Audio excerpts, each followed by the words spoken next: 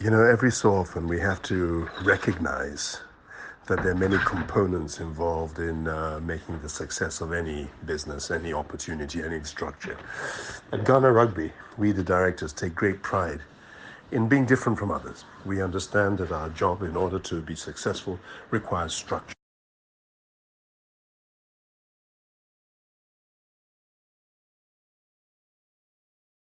The people, the opportunities that come with it, and then the most important thing, money, because sports is a business and it's big money. With, Without it, you can't fulfill anything. Part of the problem that we have in Ghana Rugby is not just the fact that we don't get the support that is required to carry out the vision, but that our trajectory of success over the 4 years, we've gone from nothing to winning 1D to moving ahead to having a senior team that in competitive rugby has not been beaten for 2.5 years, which means we're now ranked in Africa. Ghana is ranked 12th in the whole of Africa. And considering that within 4 years is an incredible achievement, and even higher ranking when it comes to the game of sevens. It then means that we're suddenly involved in many tournaments. This year we are involved in possibly 4 tournaments. The women's sevens, which really excites me. We're involved in Olympic qualification.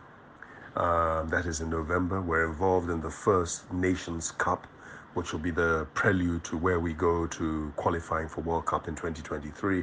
We're no longer going to go through 1D, bronze, silver, gold. There's a new structure, and we are seeded. So we have moved so far. And then we have an under 20, which is irrelevant in terms of the score. We're taking first-timers and getting into rugby, and we will have very large negative results against us. But that is not the point. The point is we're now involved in 4 major tournaments in 1 year, a budget of which is 7 figures.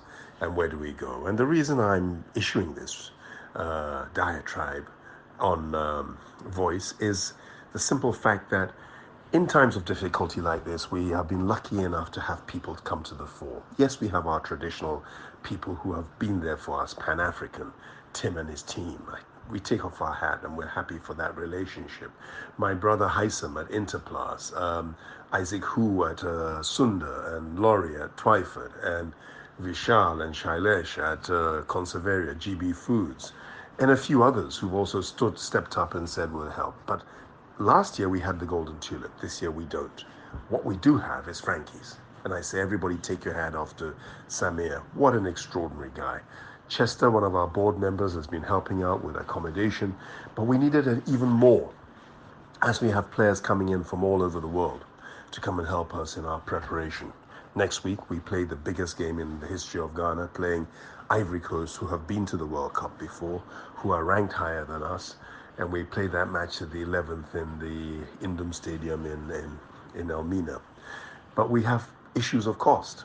And quite frankly, in terms of accommodation, Frankie's have stood up there for us. And I just have to say big up to Frankie's. Thank you, Samir. Massively appreciated. And this is a guy who's invested a lot in Ghana and invested a lot in Osu, which has made the area of Oxford Street and surrounds for the last 25 years massively significant. And I say we need to give big up to him. Thank you very much for the kind gesture that you've given us in this regard, and joining the other group of wonderful sponsors and people who are getting involved to help those of us who are trying to change lives. And I say change lives because most of those involved in rugby in Ghana are doing it pro bono. They're doing it for free. We have over 4,000 students we've now trained in getting into rugby in the schools, and we say thank you for all of those who've been involved as well. And it's been quite a year that we've added Societe Generale to our group with a wonderful donation of 50,000, which is helping specifically in the getting into rugby area and teaching and coaching area.